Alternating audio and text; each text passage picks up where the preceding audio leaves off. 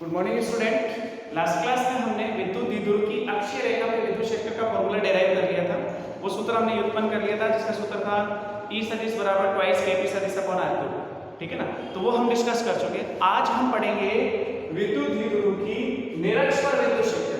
विद्युत द्विध्रुव की निरक्षीय रेखा पर विद्युत क्षेत्र। देखो ध्यान से, आपके पास एक विद्युत द्विध्रुव -q प्लस q बीच की दूरी 2a, इस तरह का जो निकाय होता है इसको हम क्या बोलते हैं?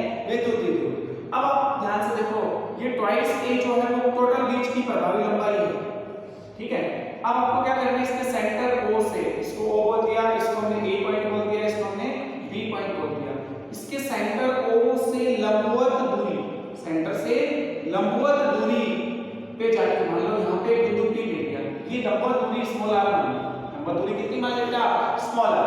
अब मुझे यहाँ P बिंदु पर विद्युत क्षेत्र ज्ञात करना है। P बिंदु पे क्या ज्ञात करना है? विद्युत क्षेत्र। तो देखो, P बिंदु पे विद्युत क्षेत्र ज्ञात करना है तो सबसे पहला काम तो यहाँ पे +1 परीक्षण आवेश, +1 परीक्षण आवेश रखेंगे। इसका मान जनरली +1 लिया जाता है। अब देखो ध्यान से, मैं इस -q के कारण विद्युत क्षेत्र लिखूंगा, इस +q के कारण विद्युत क्षेत्र लिखूंगा और उसके बाद जो भी सदिश जोड़ होगा उसको हम सॉल्व कर लेंगे। तो उसके लिए आपको क्या करना है, ये वाली दूरी पता होनी चाहिए, A से B के बीच की दूरी पता होनी चाहिए। A से B के बीच की दूरी हम ज्ञात कर लेंगे। इसी तरह से आप B से B के बीच की दूरी भी ज्ञात कर लेंगे। ठीक है, ये आपकी दूरी कितनी हो जाएगी? Small a। ये वाली दूरी कितनी हो जाएगी? Small a। इसको मैं थोड़ी देर के लिए L मान लेता हूं। ये भी आपकी क्या होगी? L। और ये दूरी लंबवत है, 90 डिग्री का कोण है। ये कोण कितना है? 90 डिग्री का। ये आपका कौन सा त्रिभुज बना? समकोण त्रिभुज। ये भी समकोण त्रिभुज। ये भुजा A, ये भुजा L, R कॉमन, ये 90 डिग्री सर्वांग सम, तो ये भी बराबर होगी। और पाइथागोरस से आप हल करके देखो, L का मान कितना होगा बेटा? L बराबर √(a² + r²), कर्ण स्क्वायर बराबर आधार स्क्वायर प्लस लंब स्क्वायर। आप इस कोण को थीटा मान लो, ये वाला कोण भी क्या होगा? थीटा। अब ध्यान से देखो, अगर मैं A पर स्थित आवेश -q के कारण P पर विद्युत क्षेत्र की तीव्रता लिखूंगा तो उसकी दिशा, मान तो मुझे पता है Kp/r², इस तरह का कोई सूत्र होगा, उसकी दिशा ये -a प्लस माइनस वाला आवेश प्लस को अपनी तरफ क्या मिलेगा? आकर्षण। A के कारण P पर जब विद्युत क्षेत्र की तीव्रता लिखूं तो मैं उसको EA सदिश लिख सकता हूं। क्या लिख सकता हूं? जिसकी दिशा नीचे की ओर A की तरफ। इसी तरह से B पे जो स्थित आवेश है +q, ये भी प्लस प्लस प्लस में 40%, तो ये वाला +1 तो क्या करेगा? किस दिशा में होगा? इसके कारण जो विद्युत क्षेत्र की तीव्रता होगी उसको हम किससे निर्देशित करेंगे? EB सदिश से। और अब हम इसके मान लिख लेते हैं। बिंदु P पर A के कारण विद्युत क्षेत्र की तीव्रता, A के कारण विद्युत क्षेत्र, ऐसे लिखो शॉर्ट में, विद्युत क्षेत्र क्या होगा बेटा? EA सदिश बराबर, सदिश रूप में लिख लेते हैं, दिशा भी लिख देंगे, EA सदिश बराबर KQ अपॉन बीच की दूरी L है, L का मान हम लास्ट में ये रख लेंगे, L², KQ अपॉन L²। इसकी दिशा किधर होगी? P से A की तरफ, P से A की तरफ दिशा को हम ऐसा निर्देशित कर देते हैं। ये आपकी समीकरण संख्या 1 होगी। इसी प्रकार बिंदु P पर B के कारण, B पे जो आवेश है ना +2, इसके कारण विद्युत क्षेत्र, B के कारण विद्युत क्षेत्र, देखो बेटा ध्यान से, कितना होगा मान? EB सदिश बराबर, EB सदिश, B के कारण EB सदिश लिख देते हैं, प्रतिकर्षण होगा, बाहर की तरफ होगी दिशा। मान देखो KQ अपॉन बीच की दूरी कितनी है? L², आवेश Q, बीच की दूरी L, तो बिंदु आवेश के कारण विद्युत क्षेत्र हम सीख चुके हैं, KQ अपॉन L²। दिशा क्या होगी इसका बेटा? B से P की तरफ, B से P की तरफ। ये समीकरण संख्या क्या हो गई आपकी? 2। देखो, आपने इसके कारण भी विद्युत क्षेत्र लिख दिया यहाँ पे और इसके कारण भी विद्युत क्षेत्र लिख दिया। आपके पास दो मान है, आपको तो केवल एक मान ज्ञात करना होता है ना बेटा, तो आपके पास दो मान है, एक ये वाला और एक ये वाला। अब आपको इन दोनों का परिणाम सोल्व करना है और आपको पता है विद्युत क्षेत्र की तीव्रता सदिश राशि होती है, तो हम क्या करेंगे? क्या तो इन दोनों का सदिश जोड़ तब होगा जब हम बीच का कोण ज्ञात कर लेते हैं। जब हम बीच का कोण ज्ञात कर लेते हैं तब तो हम सदिश जोड़ डायरेक्ट लिख सकते हैं। और अगर मान लो बीच का कोण पता नहीं होता है तो हम एक और तरीके से ज्ञात कर सकते हैं। ठीक है, हमारे पास इसके दो मेथड होंगे, हम एक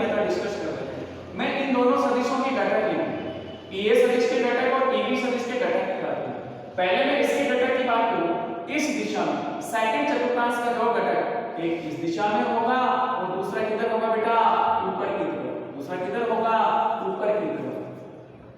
दूसरा घटक जो है वो इस दिशा में होगा। दोनों घटक लंबवत होते हैं। और ध्यान से देखो, अगर ये कोण थीटा है तो ये वाला कोण कितना होगा, थीटा। ये कोण थीटा है तो ये वाला कोण क्या होगा बेटा, थीटा। ऐसे ये कोण थीटा है तो ये वाला कोण भी थीटा ही होगा। सॉरी, ये वाला नहीं, ये थीटा है तो ये वाला कोण भी थीटा ही होगा। ये थीटा है तो ये वाला कोण भी थीटा ही होगा। सॉरी, ये नहीं, ये वाला, ये जेड बन गया ना, तो इस थीटा के कारण ये थीटा, इस थीटा के कारण ये थीटा। चलिए देखो अब हम घटक लिखते हैं। ये सदिश के दो घटक, एक इस दिशा में और एक नीचे की तरफ। ईबी सदिश के दो घटक, एक इस दिशा में और एक इस दिशा में। आपने घटक निकालना सीख लिया तो बेटा 11वीं क्लास में। थीटा के साथ वाला घटक हमेशा cos और अपोजिट वाला हमेशा। जब मैं इस ये सदिश के दो घटक की बात करूंगा तो एक इस दिशा में, एक नीचे की तरफ। थीटा के साथ वाला घटक इधर वाला हो जाएगा e a cos थीटा और ये वाला घटक हो जाएगा e a sin थीटा। ऐसे ईबी के दो घटक, एक इस दिशा में और एक ऊपर की तरफ। इधर वाला थीटा के साथ वाला घटक हो गया आपका eb cos थीटा और इधर वाला हो गया eb sin थीटा। ये आपने घटक लिखे। हम घटक वाले फॉर्मूले से सीखते हैं। आपको थीटा फिर से समझा देता हूं। आपने क्या किया, ए के दो घटक की बात करी तो एक इस दिशा में, एक नीचे की तरफ। ये आपका जेड बन गया, एकांतर कोण। ये थीटा है तो ये भी थीटा, ठीक है। और ऐसे देखो ध्यान से, जब इसके घटक की बात करेंगे तो एक इस दिशा में और एक इस दिशा में, तो ये वाला कोण और ये वाला कोण भी समान होगा, ठीक है। तो अब जब आप इसके घटक की बात करते हो, इसके घटक की, तो एक घटक ये रहा ab cos थीटा, दूसरा ab sin थीटा। ऐसे इसके दो घटक की बात करते हो तो एक इधर और एक। तो ध्यान से देखने से ये पता चला कि जब मुझे ये पता चल गया कि ए सदिश का परिमाण और ab सदिश का परिमाण, k upon l square, k upon l square, परिमाण समान, इसके साथ भी sin थीटा गुणा में और इसके साथ भी sin थीटा गुणा में है। परिमाण समान, दिशा विपरीत होने के कारण ये घटक को एक दूसरे को क्या कर देंगे बेटा, निरस्त। और ये वाले घटक क्या होंगे, एक दिशा में होने के कारण जुड़ जाएगा। तो परिणामी जो विद्युत क्षेत्र होगा वो इस दिशा में होगा। हम लिखेंगे चूंकि ए सदिश का परिमाण बराबर ईबी सदिश का परिमाण, ए सदिश का परिमाण बराबर ईबी सदिश का परिमाण, इसलिए ए सदिश व ईबी सदिश के लंबवत घटक, कौन सा घटक हुए, लंबवत, ठीक है ना। बट इस लंबवत बोल दो या हम बोलेंगे वो ऊर्ध्वाधर घटक। ये वाला क्षैतिज घटक, ये वाला ऊर्ध्वाधर घटक। ये सदिश व ईबी सदिश के ऊर्ध्वाधर घटक, ऊर्ध्वाधर घटक, ऊर्ध्वाधर घटक e a sin थीटा व e b sin थीटा परिमाण में समान, परिमाण में समान व दिशा विपरीत होने के कारण, दिशा विपरीत होने के कारण एक दूसरे को निरस्त कर देते हैं। कारण एक दूसरे को निरस्त कर देते हैं, एक दूसरे को निरस्त कर देते हैं।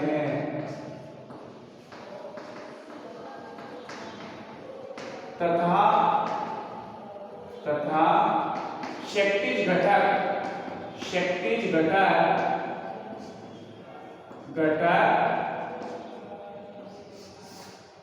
एक ही दिशा में होने के कारण, एक ही दिशा में होने के कारण जुड़ जाते हैं, ठीक है। ये लैंग्वेज समझ में आई, बिल्कुल सिंपल है। ऊर्ध्वाधर घटक परिमाण में समान, दिशा विपरीत होने के कारण एक दूसरे को निरस्त कर देंगे और क्षैतिज घटक एक ही दिशा में होने के कारण क्या होगा बेटा, जुड़ जाएंगे। अतः परिणामी विद्युत क्षेत्र, अतः बिंदु P पर परिणामी विद्युत क्षेत्र, परिणामी विद्युत क्षेत्र की होता है या परिणामी विद्युत क्षेत्र E P सदिश विद्युत को या परिमाण लिख सकते हैं। E P सदिश बराबर क्या लिखा जाएगा, E a cos theta plus E b cos theta. आपको पता है ए और AB का परिमाण समान है, तो चाहे तो हम इसको शॉर्ट में ऐसे भी लिख सकते हैं, E P सदिश, इसकी दिशा क्या होगी P से इस तरफ, मतलब B से A की तरफ। इसको हम क्या लिख सकते हैं? B से A की तरफ। EA cos theta plus EB cos theta, या तो मैं इसको लिखूं ट्वाइस EA cos थीटा या ट्वाइस EB cos थीटा, एक ही बात है। दिशा आपकी वही हो जाएगी B से A। अब देखो आप EA का परिमाण ज्ञात कर चुकी KQ/L²। cos थीटा का जो मान है वो आप इस त्रिभुज से ज्ञात कर सकते हो। cos थीटा का जो मान है वो आप त्रिभुज से ज्ञात कर सकते हो। त्रिभुज AOP से अगर आपसे पूछा जाए cos थीटा बराबर क्या लिखा जाएगा सूत्र? cos थीटा बराबर आधार बटा कर्ण। आधार कितना है? Small a। कर्ण कितना है? l। a by l, a बटा l। EA का परिमाण आपको पता है KQ/L²। ये दोनों मान आप यहां रखो। EP सदिश कितना आ गया बेटा? EP सदिश बराबर ट्वाइस EA का परिमाण है KQ/L²। cos थीटा का मान क्या है? a by l into a बटा l। समझ में आया क्या? दिशा क्या है आपकी? ब्रैकेट में लिखो B से A, B से A की तरफ। अब देखो ध्यान से, EP सदिश बराबर K को मैंने अलग लिख दिया, Q into 2A एक साथ लिख दिया, Q into 2A को एक साथ लिख दिया, अपॉन L² into L क्या हो गया बेटा? L। दिशा आपकी क्या रहेगी? B से A। अब आप चाहो तो L का मान रख सकते हो √A² प्लस R²। और Q into 2A क्या होता है आपका? विद्युत द्विध्रुव आघूर्ण। लास्ट क्लास में डिस्कस किया था P सदिश का परिमाण। तो EP सदिश आपके पास आया KP सदिश का परिमाण अपॉन, इसकी जगह लिखा जाएगा A² प्लस R² की घात 1/2। L का मान था और उसका क्यूब है तो ये कितना हो जाएगा बेटा? 3/2। दिशा क्या रहेगी? B से A की तरफ। समझ में आया बेटा? अब ध्यान से देखो, आपकी जो EP सदिश मतलब जो परिणामी विद्युत क्षेत्र है उसकी दिशा आ रही है B से A की तरफ, और आपके पास ये जो P सदिश होता है विद्युत द्विध्रुव आघूर्ण, विद्युत द्विध्रुव आघूर्ण, उसकी दिशा हमेशा -2 से +2 होती है। तो P सदिश की दिशा है A से A, विद्युत क्षेत्र की दिशा है B से A। क्या ये एक दूसरे के विपरीत होंगे? अपोजिट सदिश, अपोजिट वेक्टर, विपरीत सदिश। तो इस विपरीत सदिश वाले केस में अगर मैं इसको सदिश रूप में लिखूं, ये नहीं लिखूं, तो क्या मैं पहले माइनस लगा सकता हूं? अगर मैं केवल ऐसा लिखूं EP सदिश बराबर माइनस KP सदिश अपॉन A² प्लस R² की घात 3/2, बिल्कुल मैं ऐसा लिख सकता हूं, क्योंकि आपको पता है P सदिश व EP सदिश की दिशा एक दूसरे के विपरीत है। P सदिश व EP सदिश की दिशा एक दूसरे के विपरीत है। EP सदिश की दिशा आ रही है आपकी B से A की तरफ, और P सदिश की दिशा हमेशा -2 से +2 होती है A से B की तरफ। तो अगर मैं बीच में माइनस लगा दूं यहां, तो ये एक दूसरे की दिशा, ये माइनस साइन क्या बताता है कि EP सदिश और P सदिश की दिशा विपरीत है, अपोजिट है। तो इस तरह से आपके पास विद्युत द्विध्रुव की निरक्ष पर विद्युत क्षेत्र की तीव्रता ज्ञात है। अब इसमें भी हम एक स्थिति देख सकते हैं, विशेष स्थिति जो है उसमें ऐसा मान लिया कि भाई यदि R का मान A से बहुत बड़ा हो, R का मान A से बहुत बड़ा, मतलब निरक्ष बहुत ज्यादा दूरी पे जाके हम विद्युत क्षेत्र की तीव्रता ज्ञात करेंगे, तो उस स्थिति में क्या होगा? इस वाले A को हम क्या कर लेंगे? नगण्य मान लेंगे। इस वाले A को हम क्या मान लेंगे बेटा? नगण्य। देन EP सदिश कितना आ जाएगा उस स्थिति में? -KP सदिश अपॉन R² की घात 3/2, मतलब R³ कितना रह गया? R³। ये आपके पास विद्युत क्षेत्र की तीव्रता विद्युत द्विध्रुव की निरक्ष पर ज्ञात हुई उस स्थिति में जब R का मान A से बहुत बड़ा हो। तो जब R का मान A से बहुत बड़ा हो तो हमें ये सूत्र काम में लेना है, और जब R ज्यादा दूरी पे नहीं हो, ठीक है ना, ज्यादा अंतर नहीं हो, तो उस स्थिति में ये वाला सूत्र काम में लेना है। अब देखो ध्यान से हम तुलना करते हैं, आपने अक्षीय रेखा पे भी विद्युत क्षेत्र निकाला और निरक्षीय रेखा पे भी विद्युत क्षेत्र निकाला। अगर हम दोनों की तुलना करें तो आपने E अक्षीय जो निकाला था, E अक्षीय जो मान ज्ञात किया था, सदिश रूप में लिख देता हूं पहले, वो कितना था? ट्वाइस KP सदिश अपॉन R², स्थिति वाला लिख देते हैं। ऐसे ही E निरक्ष जो आपके पास आया निकल के, E निरक्ष जो मान आया ना, उसका मान आया दोनों की क्या कर लो, तुलना। ये वाला मान डबल है इसका, ये वाला मान जो है उसका डबल है। आप चाहे तो kp सदिश अपॉन r क्यूब की जगह क्या लिख सकते हैं, माइनस e अक्ष। अगर मैं दोनों की तुलना करता हूं तो e अक्ष के बराबर माइनस ट्वाइस e निरक्ष। ये तो सदिश रूप में हो गई तुलना कि हमेशा अक्षीय रेखा पर r का मान, मतलब जो दूरी है ना उतनी नहीं है, फिक्स रहनी चाहिए। हमेशा अक्षीय रेखा पर विद्युत क्षेत्र की तीव्रता निरक्ष की 2 गुना होती है। निरक्ष की कितनी होती है बेटा, 2 गुना। और दिशा दोनों केस में, मतलब इस केस में तो प्लस में लेते हैं अपन, इसका मतलब p सदिश है, e सदिश की दिशा समान और इसमें विपरीत। तो अगर मैं अक्षीय और निरक्षीय की बात करूं, अक्षीय के केस में दिशा e सदिश की -2 से +2 होती है और निरक्ष वाले केस में +a से -2 होती है। अगर मैं केवल इसको परिमाण के रूप में लिखूं तो e अक्षीय बराबर, परिमाण के रूप में लिखेंगे तो माइनस नहीं आएगा, ट्वाइस e निरक्ष, ट्वाइस e निरक्ष। इस तरह से हम इन दोनों की तुलना भी कर सकते हैं। और लास्ट में लिख सकते हैं कि हमेशा विद्युत द्विध्रुव की अक्षीय रेखा पर विद्युत क्षेत्र की तीव्रता निरक्ष की 2 गुना होती है या निरक्ष के अक्ष की आधी होती है। तो ये वाला टॉपिक इस तरह से हमने कंप्लीट किया और बहुत आसान था। ये टॉपिक बहुत आसान था कि विद्युत द्विध्रुव की निरक्ष पर विद्युत क्षेत्र कैसे ज्ञात करते हैं। तो उसका ये सारा मेथड जो है वो इजी और ये एग्जाम में पूछ सकता है, बड़े क्वेश्चन 4 नंबर में क्वेश्चन पूछा जा सकता है, इसमें कोई समस्या नहीं होनी चाहिए। अब हमारा एक और टॉपिक, लास्ट टॉपिक जो इसका है वो हम डिस्कस कर लेते हैं, टॉर्क, बल आघूर्ण। ठीक है ना, एक विद्युत द्विध्रुव को हम समरूप विद्युत क्षेत्र में रखेंगे और उसके कारण इस पर लगने वाला जो बल आघूर्ण और कुल बल है वो हम ज्ञात करते हैं। ठीक है, तो वो लास्ट टॉपिक होगा आपका। उसके बाद अगली क्लास में हम केवल न्यूमेरिकल डिस्कस करेंगे, जो भी आपको डाउट हो उनको डिस्कस करना, बाकी कुछ मैं बता दूंगा आपको। ठीक है ना, तो अगला टॉपिक है समरूप विद्युत क्षेत्र में विद्युत द्विध्रुव पर लग रहा बल आघूर्ण, बल एवं बल आघूर्ण। ठीक है, टॉपिक आसान है, सिंपल है। टॉर्क अपन चुंबकीय क्षेत्र में भी पढ़ेंगे। तो अगला टॉपिक है समरूप विद्युत क्षेत्र में, समरूप विद्युत क्षेत्र आपने पढ़ लिया। समरूप विद्युत क्षेत्र, इसके प्रत्येक बिंदु पर विद्युत क्षेत्र का परिमाण व दिशा समान हो। समरूप विद्युत क्षेत्र में, समरूप विद्युत क्षेत्र में एक विद्युत द्विध्रुव पर, एक विद्युत द्विध्रुव पर, विद्युत द्विध्रुव पर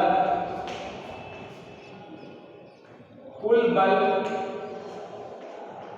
एवं बल आघूर्ण, बल आघूर्ण जिसको अंग्रेजी में अपन क्या बोलते हैं बेटा, टॉर्क। क्या बोलते हैं, टॉर्क। ये हमें कैलकुलेट करना है, टॉर्क कैलकुलेट करना है, उसके टोटल बल कितना लगता है वो कैलकुलेट करना है। तो सबसे पहला कॉन्सेप्ट क्या है कि हमें ये बताना चाहिए कि समरूप विद्युत क्षेत्र क्या होता है, कैसे इसको निर्देशित करते हैं। देखो बेटा, समरूप विद्युत क्षेत्र मैंने पहले ही बताया आपको कि मान लो आपने इस तरह से निर्देशित कर रखा है, प्रत्येक बिंदु पर ये लंबाई क्या बता रही है, विद्युत क्षेत्र का परिमाण कांस्टेंट है, और ये जो एरो है वो क्या बता रहा है, दिशा। ये जो बीच का गैप ये भी बता रहा है कि विद्युत क्षेत्र का परिमाण सब जगह नियत है, विद्युत क्षेत्र का परिमाण सब जगह क्या है बेटा, नियत। आपने किस दिशा में e सदिश ले लिया, लेफ्ट टू राइट, बाएं से दाएं की तरफ आपने विद्युत क्षेत्र ले लिया, और ये लंबाई जो है वो समान रखना, सब जगह एक जैसे रखना। इसमें आपने क्या रखा, एक विद्युत द्विध्रुव, एक विद्युत द्विध्रुव जो है वो थीटा कोण पे रखा हुआ है। कितने कोण पे रखा हुआ है, थीटा कोण। ये आपका विद्युत द्विध्रुव है। इस ये वाला जो आ रहा है इसको -2 ले लेंगे और इसको क्या मान लेते हैं, +2। इसको a बिंदु मान लिया, इसको b बिंदु मान लिया। बीच की जो दूरी है, प्रभावी लंबाई वो पूरी है, और ये कोण कितने पे रखा हुआ है, थीटा कोण पे। विद्युत द्विध्रुव कितने कोण पे रखा हुआ है, थीटा। अब देखो ध्यान से बेटा, पहले तो हम बल की बात करते हैं। अगर मैं आपसे पूछूं कि एक समरूप विद्युत क्षेत्र में +2 आवेश रखा है तो उसका बल कौन सी दिशा में लगता है, जिधर विद्युत क्षेत्र की दिशा होती है, बराबर QE, E बराबर F/q पढ़ा था आपने, तो F बराबर क्या होगा, QE। अगर मैं इस +2 पर विद्युत क्षेत्र के कारण बल की बात करूं तो इसी दिशा में होगा। कितना होगा बेटा, मैं उसको F1 सदिश से लिखूं और वो कितना होगा, QE सदिश, QE सदिश। इस स्थिति में बल और विद्युत क्षेत्र की दिशा समान होती है प्लस के कारण, क्योंकि आप सूत्र पढ़ते हैं E बराबर F/q। विद्युत क्षेत्र की तीव्रता की परिभाषा में हमने यही सीखा था कि E बराबर F/q, एकांक आवेश पर लगने वाले बल को ही विद्युत क्षेत्र की तीव्रता कहते हैं। तो F1 जो बल हुआ वो QE होगा,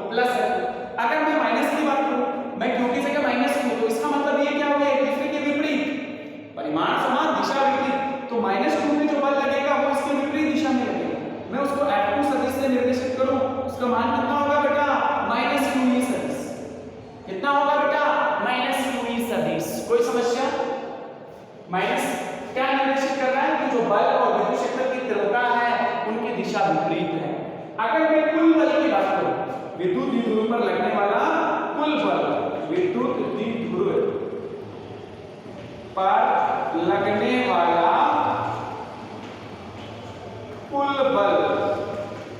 अगर हम इसकी बात करते हैं तो मान कितना आएगा, F बराबर F1 प्लस F2। सदिश रूप में लिखना चाहोगे, मान लो F1 F2 के F सदिश बराबर F1 कितना है बेटा, QE सदिश, F2 कितना है बेटा, माइनस QE सदिश, प्लस माइनस गुणा होके माइनस QE सदिश, टोटल कितना हुआ बेटा 0। F नेट कितना हुआ 0। अगर एक विद्युत द्विध्रुव को समरूप विद्युत क्षेत्र में रखा जाता है तो उसमें परिणामी बल कितना लगता है बेटा 0, हमेशा 0 आएगा। ठीक है, दिशा विपरीत परिमाण समान है तो परिणामी बल कितना होगा 0। इसकी वजह से होगा क्या, ये चीज भी सीखो आप कि भैया बल तो 0 आ गया कि जितना बल इस द्विध्रुव पे इधर लग रहा है उतना ही बल इसके विपरीत दिशा में लग रहा है। क्या ये विद्युत द्विध्रुव स्थानांतरीय गति करेगा? स्थानांतरीय गति समझते हो, ट्रांसलेटर सीधा सीधा चलना। क्या ये विद्युत द्विध्रुव इस समरूप विद्युत क्षेत्र में ऐसे गति करेगा? नहीं कर पाएगा। उसका कारण क्या है बेटा, जितना बल इधर लग रहा है उतना ही बल इसके विपरीत दिशा में। वही कांसेप्ट हो गया 10 न्यूटन क्या मास्टर मिलेगा? बिल्कुल नहीं मिलेगा, वहीं रहेगा। तो वही कंडीशन इसके साथ होगी। इस परिणामी बल शून्य होने की वजह से ये विद्युत द्विध्रुव जो है वो स्थानांतरीय गति नहीं करेगा, मतलब ये इस तरफ ऐसे गति नहीं करेगा, इधर उधर गति नहीं करेगा। एक चीज, परंतु एक चीज हमारे पास है कि जब मैं प्लस Q के लिए बल रेखाओं की बात करूं या क्रिया रेखाओं की बात करूं, एक ही चीज होती है, या माइनस Q की क्रिया रेखाओं की बात करूं तो वो अलग अलग हो सकता है उनका परिमाण, बिल्कुल परिमाण समान, जितनी क्रिया रेखाएं इससे बाहर निकलेंगी उतनी क्रिया रेखाएं इसमें प्रवेश करेंगी। तो जो क्रिया रेखाएं हैं या जो बल रेखाएं हैं वो अलग अलग होने के कारण इस विद्युत द्विध्रुव एक बलयुग्म कार्य करता है। हम ऐसा लिखेंगे विद्युत द्विध्रुव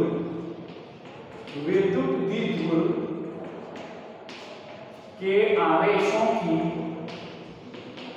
विद्युत द्विध्रुव के आवेश माइनस Q है प्लस Q, आवेशों की क्रिया रेखाएं या बल रेखाएं, क्रिया रेखाएं या बल रेखाएं अलग अलग होने के कारण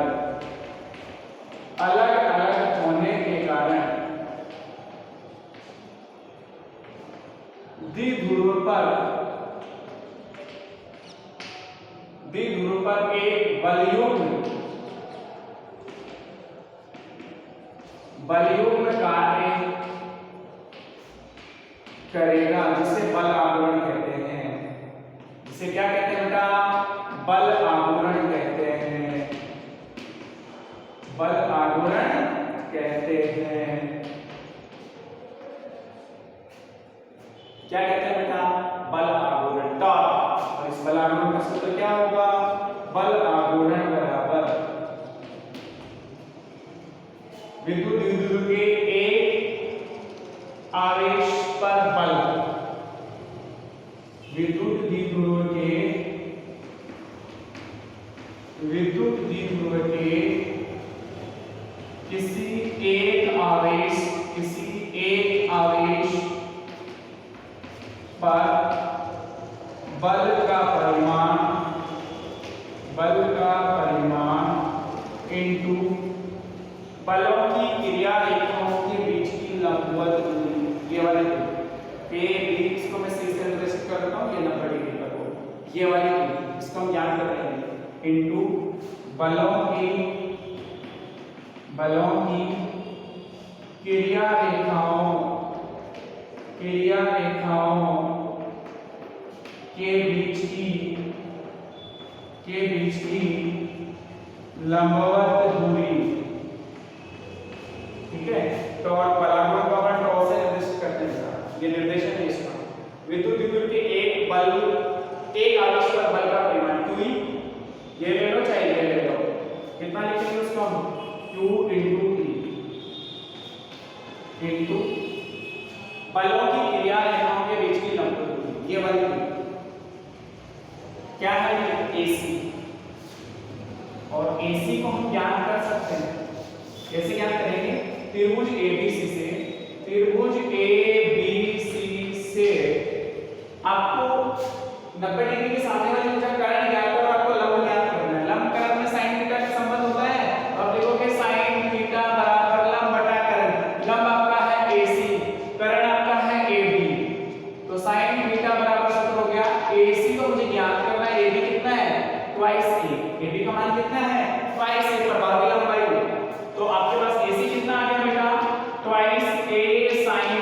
थीटा, इसको आप समीकरण बोल दो 1, इसको आप समीकरण बोल दो 2।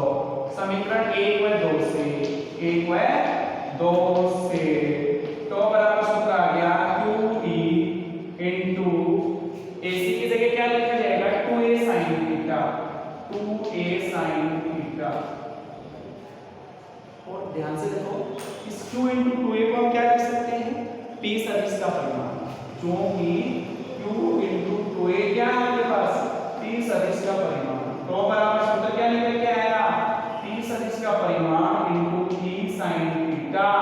अर्थात इसको मैं लिख सकता हूं P sin थीटा, P सदिश के परिमाण को अपन P भी लिख सकते हैं, P sin थीटा। ये आपके पास बल आघूर्ण का परिमाण क्या होगा, बल आघूर्ण घुमाने वाला बल। अगले क्लास में हमने डिस्कस किया था कि अगर किसी वस्तु को गोल-गोल घुमाना है तो उसके लिए आपको टॉर्क, उसमें टॉर्क लगता है। गोल-गोल किस स्थिति में घूमता है, जब उसमें टॉर्क लगता है, बल आघूर्ण। मान लो इस दिशा में, मैं इसकी दिशा बताऊंगा कैसे क्या करते हैं, ठीक है। तो घुमाने वाले बल को हम क्या कहते हैं, बल आघूर्ण। स्थानांतरीय गति वाला बल जो है वो बल ही होता है, सिंपल, ठीक है। तो इस स्थिति में हम इसको लिखेंगे P sin थीटा। ये तो पढ़ा हुआ सा P सदिश राशि E सदिश राशि sin थीटा, दो सदिशों का सदिश गुणनफल A cross B AB sin theta. क्या मैं इसको सदिश रूप में ऐसे लिखूंगा, तो सदिश बराबर P क्रॉस E, तो सदिश बराबर P क्रॉस E। सूत्र याद रखना चाहिए, ये समीकरण संख्या 3, ये समीकरण संख्या 4। P क्रॉस E, P की दिशा -q से +q की तरफ, P की दिशा -q से +q की तरफ। राइट हैंड रूल आपने पढ़ा हुआ है 11वीं क्लास में। P क्रॉस E, P की दिशा में अंगूठा, E की दिशा में मोड़नी चाहिए। अंगूठा क्या बता रहा है बेटा, तल के लंबवत अंदर की ओर। अगर मैं इस स्थिति में तो सदिश की दिशा, बल आघूर्ण की दिशा की बात करूं तो कैसे निकालेंगे हम, मेरी अंगुलियां P सदिश की दिशा में होनी चाहिए, मुड़ने की दिशा चाहिए E की दिशा में, मोड़ रही है तल के लंबवत अंदर की ओर। अगर -q +q तो तल के लंबवत बाहर की ओर आ जाएगा, ये -q ये +q तो उस स्थिति में उल्टा होगा, ठीक है ना। ध्यान से देखो, तो बल आघूर्ण एक सदिश राशि है जिसकी दिशा दाहिने हाथ के नियम से हम ज्ञात कर सकते हैं। अब इसमें कुछ स्थितियां हैं, थीटा का मान 0 डिग्री रखा, 90 डिग्री रखा, 180 डिग्री रखा, 3 स्थितियां, 3 स्थितियां पढ़ते हैं। स्थितियां बहुत आसान है। पहली स्थिति, जब थीटा का मान कितना हो 0 डिग्री, मतलब ये जो आपका विद्युत द्विध्रुव है वो विद्युत क्षेत्र की दिशा में ही रखा हो, मतलब ये जो थीटा है ना वो 0 डिग्री मतलब ऐसे रखा हो। इस स्थिति में तो कितना लगेगा बेटा, तो का मान कितना होगा P sin 0, P sin 0, sin 0 सबको पता है बेटा 0 होगा, तो कितना हो गया 0। इस केस में बल आघूर्ण कितना होगा बेटा 0, मतलब कि ये घूमेगा नहीं घूमेगा, इसको बोलते हैं स्थायी संतुलन की अवस्था। इस स्थिति में क्या होगा, ये संतुलन की अवस्था में होगा। इस स्थिति में क्या होगा, संतुलन की अवस्था में, स्थायी संतुलन। पता चल गया, क्योंकि भाई देखो जब हम इसको ऐसे रख देंगे तो इसमें बल आघूर्ण लगेगा नहीं, शून्य होगा, बल आघूर्ण नहीं लगेगा तो ये घूमेगा नहीं, ठीक है, जैसा पढ़ा है वैसे रहेगा। दूसरी स्थिति में देखो, जब थीटा का मान 90 डिग्री, जब थीटा का मान कितना होगा बेटा 90 डिग्री, 90 डिग्री होगा तो क्या होगा, मैक्सिमम होगा। sin 90 का मान 1 होता है तो P sin 90, P sin 90 degree, और sin 90 का मान आपको पता है मतलब होता है तो मैक्सिमम होगा। इस स्थिति में क्या लिखा जाएगा, P इस स्थिति में ये अधिकतम घूम सकता है। जब मैं इसको ऐसा रखूं, इस स्थिति में इसका बल आघूर्ण क्या लगेगा बेटा, मैक्सिमम, कितना लगेगा मैक्सिमम। और इस स्थिति में ये संतुलन की अवस्था में नहीं होगा, ये घूमेगा, ये जो आपका द्विध्रुव है वो रोटेट करेगा। और तीसरी स्थिति थीटा इक्वल्स टू 180, उस केस में भी ये 0 हो जाएगा, वो भी आपकी संतुलन की अवस्था ही होगी। तीसरी स्थिति में थीटा 180 मतलब आपका ऐसे घुमाना -q इधर हो +q, मतलब ऐसे घुमा के रख दिया ऐसे, उस स्थिति में थीटा आपका 180 हो जाएगा, P और E के बीच का कोण, और इस स्थिति में भी ये स्थायी संतुलन की अवस्था में रहेगा। इस तरह से हमने ये टॉपिक कैलकुलेट कर लिया कि जब एक समरूप विद्युत क्षेत्र में एक विद्युत द्विध्रुव को रखा जाता है तो उसमें कुल बल कितना लगता है, हमेशा शून्य, और टॉर्क कितना लगता है P sin थीटा। या वर्तन में याद रखो तो P क्रॉस E, ये फॉर्मूला आपको दिमाग में रहना चाहिए, जिसकी दिशा हम दाहिने हाथ के नियम से ज्ञात करते हैं। तो आज की क्लास के लिए इतना ही सफिशिएंट है। नेक्स्ट क्लास में हम इसकी प्रॉब्लम डिस्कस करते हैं। मैं कुछ प्रॉब्लम मैं सॉल्व कराता हूं, कुछ प्रॉब्लम आप सॉल्व करो, उसके बाद ये चैप्टर फिनिश है, ठीक है। तो नेक्स्ट क्लास में हम चैप्टर फिनिश कर देंगे। Thank you.